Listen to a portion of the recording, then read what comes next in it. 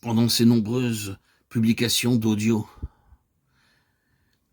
nous avons largement médité sur les Lévites, et spécifiquement sur ce fragment dans les prophéties de Malachie. Mon alliance était avec Lévi, de vie et de paix. Et tout ce qui vous a été dit a été rassemblé dans l'histoire des Lévites, la totalité. Je ne reprendrai pas tout une nouvelle fois, je n'oserai pas. Mais il s'agit de cela, c'est à cause de la prise de position des Lévites contre le péché, contre l'intrusion des forces du mal au Sinaï, et de leur prise de position aux côtés de Dieu pour son témoignage, afin de porter en avant l'arche du témoignage, son témoignage, jusqu'à sa destination glorieuse finale, que Dieu fit une alliance avec Lévi, une alliance de vie et de paix.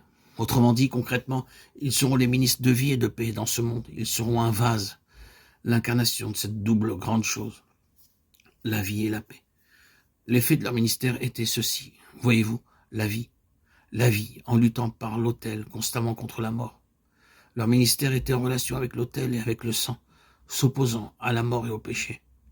Ce qui signifiait préserver la vie et le chemin de la vie, en affrontant la colère de Dieu, à l'encontre du péché et son désaccord avec l'homme, à cause du péché. Dieu à l'encontre du péché et son désaccord avec l'homme à cause du péché. On contraint celui-ci par l'autel, en donnant satisfaction à Dieu par la propitiation pour le péché, par conséquent, en occupant un ministère de paix avec Dieu, et qui vient de Dieu. Leur ministère, quel était-il? Ils sont seulement les Lévites, une figure du Seigneur, Jésus, qui est le grand Lévite, en qui tout est inclus. Son ministère, quel est-il? En raison de ce que nous avons dit, qu'il a réalisé, de ce qu'il est, son ministère envers nous et le monde, et la vie et la paix. La vie et la paix. Nous, chers auditeurs, auditrices, nous sommes un témoignage, au témoignage de Jésus. Je le crois. Nous avons la paix avec Dieu par l'intermédiaire de notre Seigneur Jésus. Et nous avons la vie par lui et en lui. C'est le témoignage de Jésus.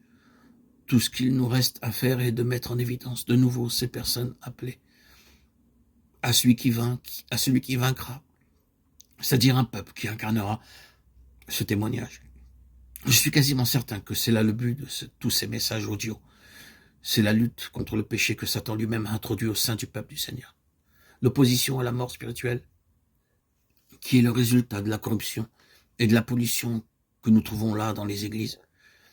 Il s'agit d'un peuple qui se tient à l'écart de cela, de tout cela, qui prendra position contre et qui, avec l'aide de Dieu, résistera aux intrusions de Satan et de son contact, de son œuvre maléfique, visant à ruiner ce qui vient de Dieu,